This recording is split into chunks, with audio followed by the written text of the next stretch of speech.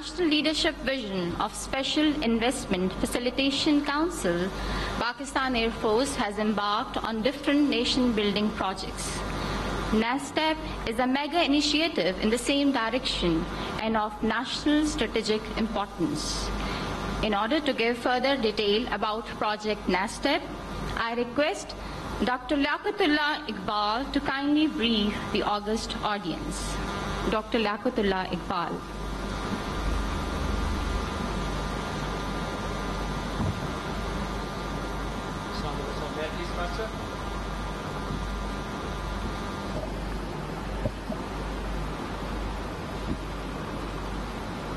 Bismillahir Rahmanir Rahim.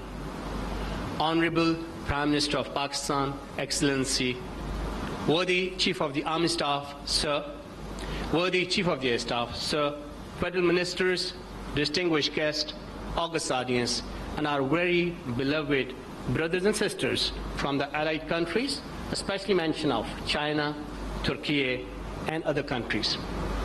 Sir, on your behalf, I'm going to welcome all these allied country guests who have traveled all the way from their countries to just be part of this ceremony with us. Ladies and gentlemen, I'm Air Commodore Dr. Liaqat, and I have the privilege as a CEO NASTEP to make this presentation to this august audience. If I may also put the things in perspective, it's my privilege to call myself as a graduate of Pakistan Military Academy, Pakistan Air Force Academy, United States Air Force Academy, as well as GIKI and the Purdue University. So it will be deep honor and privilege to present to you this presentation in a very short amount of time with a wealth of information. Sir, my presentation sequence is flashed on the screen. I will take you in the past to give you perspective of where we started, how did we renew it under the current Pakistan Air Force leadership, and where we have reached, and will only be able to share a very small part of it. And we look forward to having you again with more details to follow, inshallah. Sir, it is our honor and privilege within Pakistan Air Force to have the historic mandate from none other than Father of the Nation during his historic maiden visit to the Pakistan Air Force Academy, then a Royal PAF School on 13 April 1948, and he gave us a very important mandate. And the black text is very well known to us, but the text highlighted in blue is generally less known. He charged us to remember that we will attain glory only through self-reliance. And ladies and gentlemen, this has been the mandate given to the Pakistan Air Force leadership that then embarked upon setting the right direction and pace for the country. Technically, we established a lot of weapon system management directorates. We established several institution training centers to impart the requisite trainings, and we also established small R&D centers to mitigate the effects of exorbitant prices, obsolescence, and so on. Sir, we have also established a formal and a major MRO program in 1973 at Kamra in the form of Pakistan Aeronautical Complex. These institutions and organizations have attained the ISO certification, and under the leadership, Pakistan's MRO program has come long ways. Sir, I'm happy to submit that we have gained the capability of MRO of all kinds of aircraft, engines, and systems, and there's a huge capability that has been gathered in this particular domain. So leadership of Pakistan, the Air Force, has followed the direction given by the Father of the Nation to pursue self-reliance. Ladies and gentlemen, Pakistan Air Force has thus acquired tremendous MRO and manufacturing capabilities. When I come on to the second domain of self-reliance, it is in the category of co-production, design and development. We started our first co-production program in the K-8 trainer aircraft with China, and subsequently we started our flagship JF-17 Thunder co-design and development program with China as well. In parallel, we also started to establish the R&D centers to continue to develop the indigenous capabilities, and a significant growth in the qualified HR has been noticed in the past. However, most of the joint programs that we started with the design and development in mind, they eventually culminated as co-production programs, because, ladies and gentlemen, achievement of the design level is an extremely uphill as well as a complex task.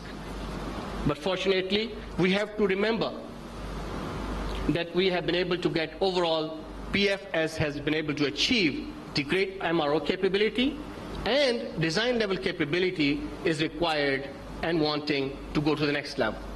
Fortunately, sir, with the current Pakistan Air Force leadership, we got the renewed direction, and we started to bring together a very competent team comprising more than 30 PhD qualified officers of Pakistan Air Force. We also co-opted members from the industry and national landscape in the various specialized domains to assist us where we required those capabilities. Chief of the Air Staff gave us the grand objectives, which are flashed on the screen. First and foremost important is the growth of aerospace and IT industry. Secondly, another core objective is to gain the design level, which is a required step to be able to become an OEM. Also, we were directed to consolidate the existing PF organic setup. So a step-by-step, but a fast-paced approach was to be undertaken as directed to formulate those documents that were critically required to make this leap forward. Those documents included a very comprehensive concept document. It also included the technology development roadmaps and the implementation strategy, as well as the formulation of detailed procedures. And sir, in the interest of time, I would not be able to go over the more details, but would just flash before your good self the contents of these documents just to give you an idea that how men and women of the Pakistan Air Force and national team members have been contributing to this tremendous effort. This will only be able to give you an idea of how much of effort has gone into it that has helped us see the day that you will experience today, inshallah. Indigenous design level capability with a focus on growth of aerospace and IT industry. As I mentioned, I will only briefly go through the contents of these documents that we formulated to just give the audience an idea of how much work has been undertaken. The concept document, it comprises more than 8 volumes as well as 64 chapters, and these volumes have different types of information required to contemplate the projects of this magnitude. First and foremost, we took the concept document review part of it, which gives us an overview of the concept formulation process. We then moved on to the various industry-related forecasts from the IT and aerospace to see how the global trends are progressing. We then also started to analyze what is the capability within Pakistan Air Force, tri-services, and academia and other institutions. Having done the stock taking, we also did the analysis of what the global community is doing to progress their industries. And finally, we brought together this concept of NASTAP, that part of it will be shared with you by me today. Because we knew that this will be a huge undertaking, a very prolific 6th volume only talks about the planning part, that how are these big undertakings will be planned.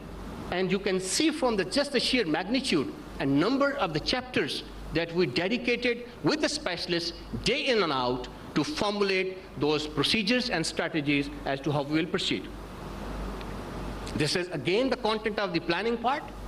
And then we also formulated the operationalization strategy. Once we have formulated how we will operationalize, because making an infrastructure, making a design center is not an end and objective.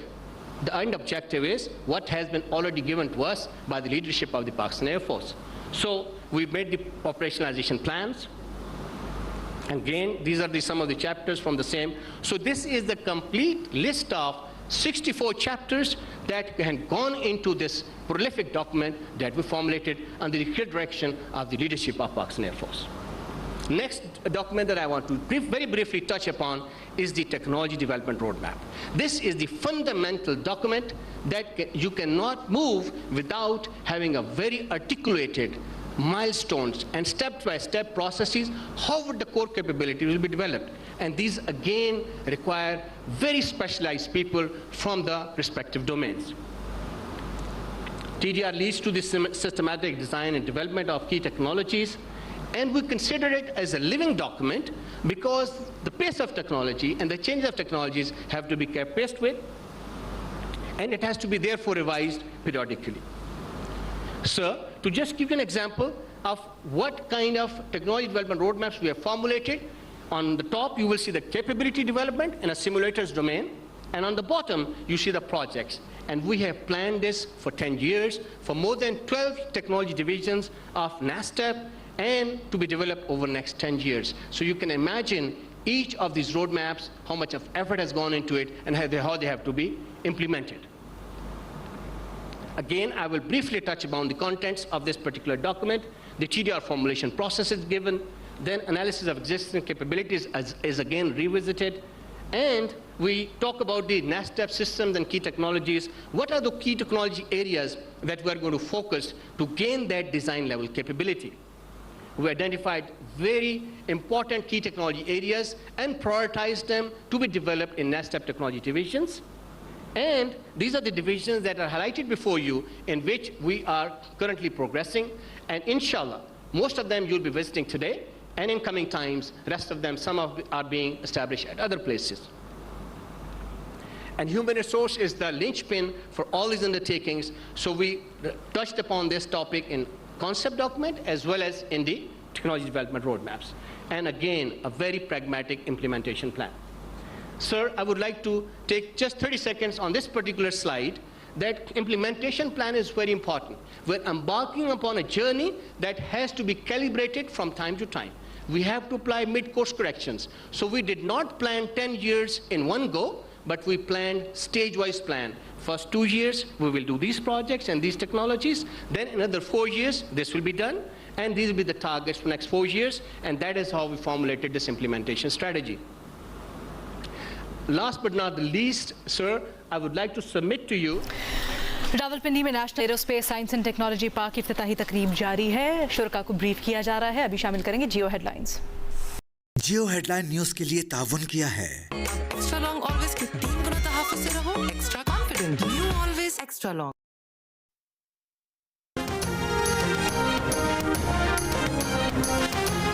Islamabad high court ने Toshakhana case काबिल समाअत होने का sessions court का फैसला कलअदम करार दे दिया।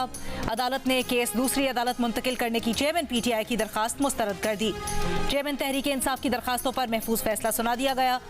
Sessions court को हुक्म दिया कि केस काबिल समाअत होने का मामला दोबारा सुनकर फैसला करे। सेशंस कोर्ट में गवाहों की फहरिस्त मुस्तरद करने के फैसले के खिलाफ दरखास्त पर नोटिस जारी।